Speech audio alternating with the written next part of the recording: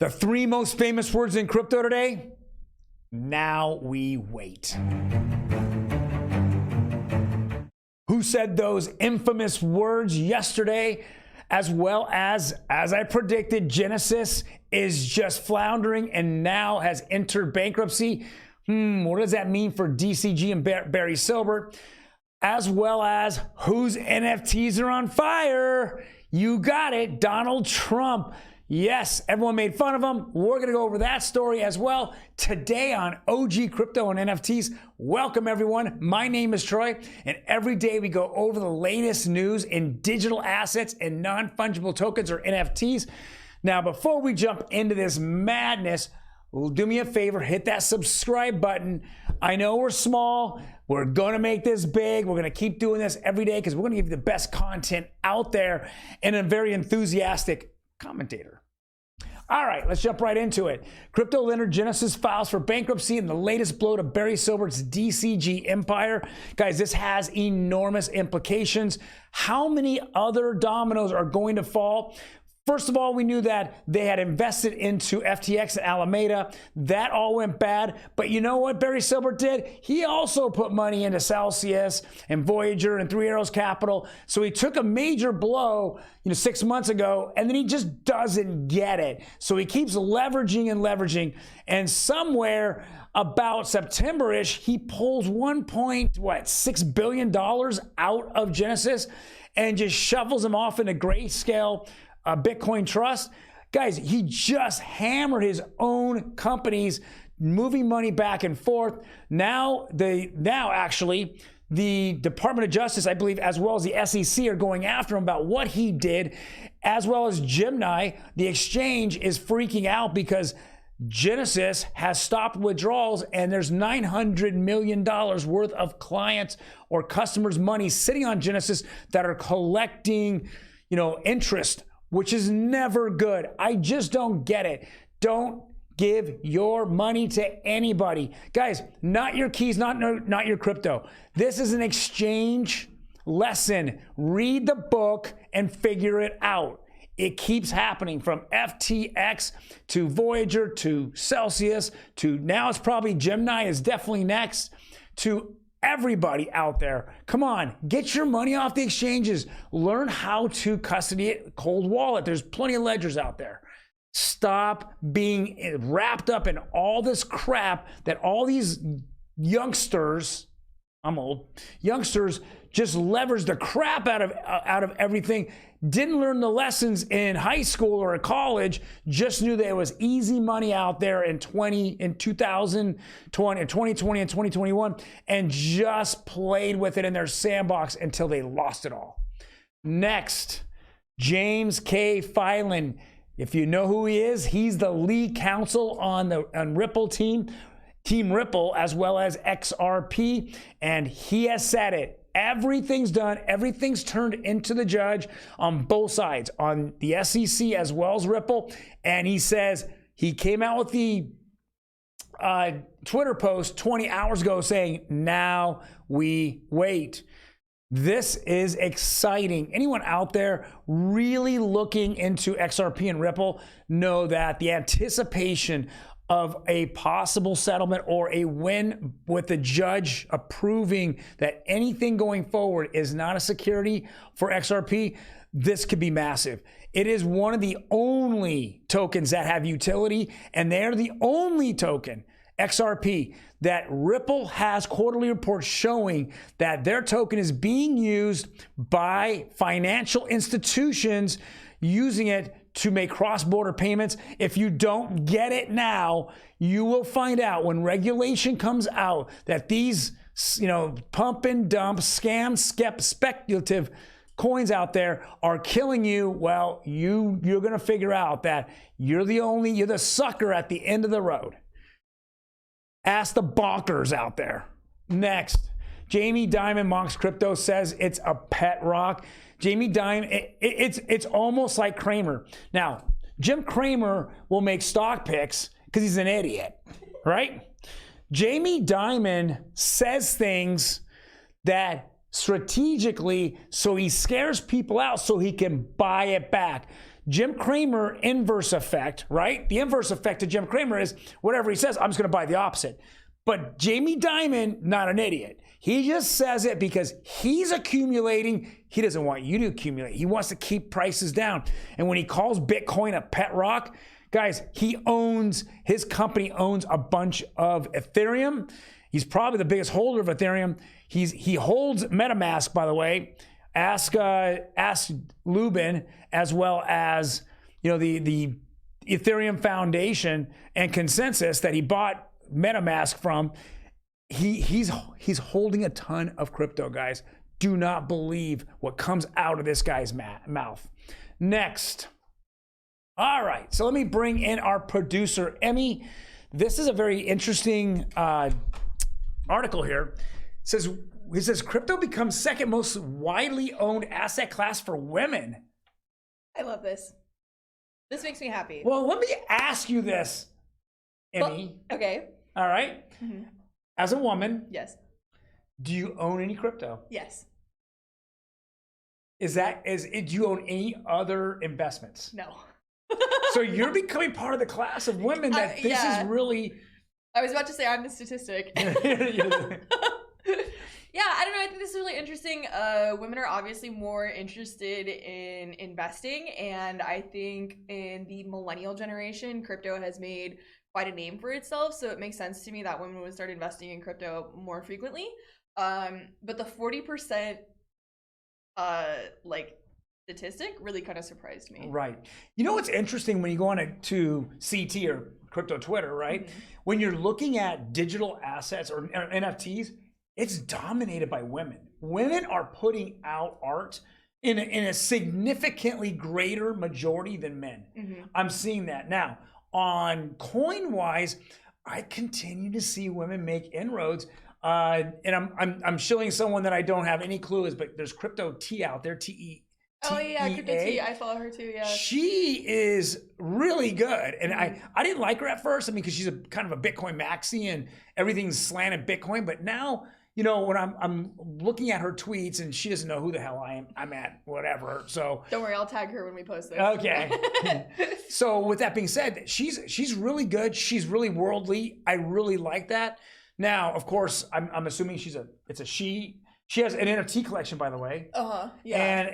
And she posts her sales. It's kind of funny. Mm-hmm. I think the big fashion and makeup conglomerate brands that are jumping into Web3 have to have seen this statistic somewhere, because now that we're talking about it, it kind of clicked in my mind. Like, oh yeah, you can buy Burberry in the metaverse. Mm-hmm. Oh yeah, NFTiff. Of course, some high fashion, expensive woman would want her Tiffany CryptoPunk pendant. Yeah. And now that I'm seeing this statistic, it all really makes a lot of sense in my mind. Like, oh, no wonder they're marketing all this stuff. It's because women are in the space. We did L'Oreal yesterday. Yeah, L'Oreal, that's makeup, How many handbag manufacturers, high-end handbags that you were like, I had no clue what their names were. I go, who's that? She goes, no, we're doing it today. We're or like Birkin and the Hermes fashion house going into Web3. That's huge. Right. They all have NFTs they're launching, remember that one guy tried to do the Meta Birkin? He ripped off the Meta Birkin, so Birkin filed their own copyright to do NFTs so that they could sue him. But yeah, I think this is awesome, and I hope we continue to see this trend. And I think women in crypto is freaking rad, dude. I think women are going to continue taking over the digital asset space, and I can't wait to see what happens. Me neither. I'm kind of excited. I know that that's kind of the trend that's been happening the last couple of years, that women need to be more empowered. Mm-hmm. And I'm so happy that they're not relying on some type of male to make decisions for them. They're starting to make their own decisions. And I kind of like how one of the things I do like about Gen Z and millennial, they are starting to take control of their destiny. Definitely, yeah. I think digital assets give us a whole new space to manifest destiny in. Mm-hmm. And I think like I said before, women are going to keep rolling out in Web3. And I think the more we see, not to bring up something so highly dramatized, but the more we see things like Greta Thunberg just swatting down Andrew Tate on Twitter, the more we're going to continue to see women in Web3 and moving forward in these spaces. Right. So, very cool. All right, next topic. Trump NFTs back from the dead, sales surge by 800%. my God. Troy, I have a question for you. Yes. Are you kicking yourself today? Yes, I am kicking myself today. On the launch day, and he sold out in hours, by the way, 45,000 of these. And so on that day, I mean, they pumped $900 each. They were $100. I'm like, damn.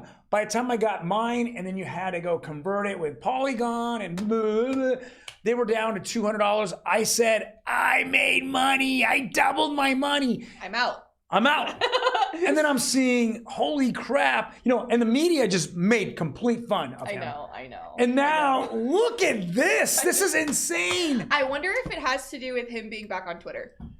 Oh, is he back on Twitter? Mm-hmm. I want to say he released his first tweet. I didn't know that. I want to say, I'm pretty sure I saw him on the thread this morning. So this is insane. Because I saw this morning it said should Canadians be allowed to buy farmland or something like that? Yes or no? Like he started tweeting again. I think there's a connection there. So now on OpenSea today, they're worth $550 to $600 floor on these things. Again, I mean, personally, I don't care if you hate them or love them. Everybody's in here to make money on NFTs. So don't go political on me. Every single person is going to be putting these out. He did something as stupid as this, because it's a stupid collection. But is it stupid if it works? Well, what do they call it? Is it stupid if it works? I don't know. We had this conversation on Real Estate Daily, our other channel, Real Estate Daily, and we looked for what's happening in our government right now, where we hit a debt ceiling, and now Social Security is in play, and they're taking money out of other federal pensions to pay themselves. So bullshit, right? That wasn't even on the front page. That was on the second page. That was hidden, guys. When the media is stupid enough to give this guy all front page, and they're trying to make fun of him, and then he just makes more money. Crazy. All right. Crazy. All right. Last one. All right. And what we reported on yesterday was that the launch of the sewer pass, and you can't make this up, guys. When a sewer pass is, I don't even want to talk about it. Monkey's butt. They can look yesterday. Monkey. Either way, Yuga Labs again pulls off just a phenomenally smart move here with all these passes. They gave away for free. Dude, this is wild. Yuga Labs is essentially a cash machine. Let's just look at what it is. You give it for free. You cause a demand, and you're collecting founders fees all the way across. There's a 13. It's been active or live now for 2 days. It's already traded over 13,000 ETH, and this isn't stopping. I mean, it's probably gonna, by the end of the weekend, you're probably gonna have 40,000 ETH. It's gonna go. It's crazy. It's wild. It's hyperbolic at this point. It is. No one's stopping it.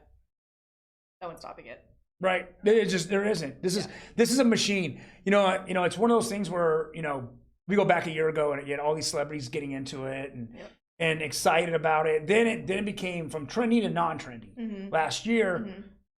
And Yuga Labs is like, all right, F you, we're gonna keep going. And they're a cash cow. I feel like everything is secular, though. You know what I mean? Like, everything is secular. Mm-hmm. Just because you're trendy today doesn't mean it'll be trendy tomorrow. And I feel like Yuga Labs is truly standing the test of time, because whether they're trendy or not, they're making money. Right. And that's incredible. This was I'm going to go over a little story real quick. I went to NFT LA last year. We got the first night. We just got our badges. It was a party the first night. It was a meet and greet kind of thing. Huge hall. Walked in there, free food, right? It's like, okay, so I'm in line, and there were two women behind me. Actually, they weren't even women. I mean, there are women. They were I would say they're late 20s. What? And we started talking, and she owned a Bored Ape. And at the time, they were 85, 90 ETH. Thanks. And I was like, I'm impressed, right? Yeah. I think the Bored Ape Yacht Club is going to be the country club of the metaverse. Like, absolutely, it is going to be. Yeah. The high end is going to be in this. It's not like it's like the CryptoPunks. They put them out and that's it. Yeah. This is just an evolving ecosystem that hasn't stopped and has a future and a plan to make this the greatest NFT collection, at least digital collection. I mean, animal. I don't want to call it animal pick collection. So to me, it's not only do they have an amazing product and an amazing brand, they've created a community and they know exactly how to communicate with this community. And I think that's why they've become so hyperbolic, because they're not a brand talking to a wall. We make great value products because we care about customer service. They're talking to their community directly. Yo, Jimmy the monkey, he came out of a butthole. You know what I mean? Like, they know exactly how to talk to their community. I think that has a huge, huge, huge driving force with how they're able to continue to just completely move the market. It's insane. It's insane. Yeah. Well, congratulations, Yuga Labs. You're probably double what you made by Monday. I know, right? It's crazy. Dude, their Q1 is cracking. Dude, it's Q1. Well, this game is going to go on. Their game that they have is going to go on through February. Yeah. God knows what they're giving out at that point. I know. Because I think they're going to, but it just seems like every 6 months they have a plan. I wish they'd almost do like a lottery. Like, let's just do a lottery, guys. Well, thank you guys very much for joining us. I hope you guys have a fantastic weekend. And again, if you have any comments, please leave them below. Otherwise, like the video. We really appreciate that. Oh, wait, I have a button. Like. You guys take care. Bye.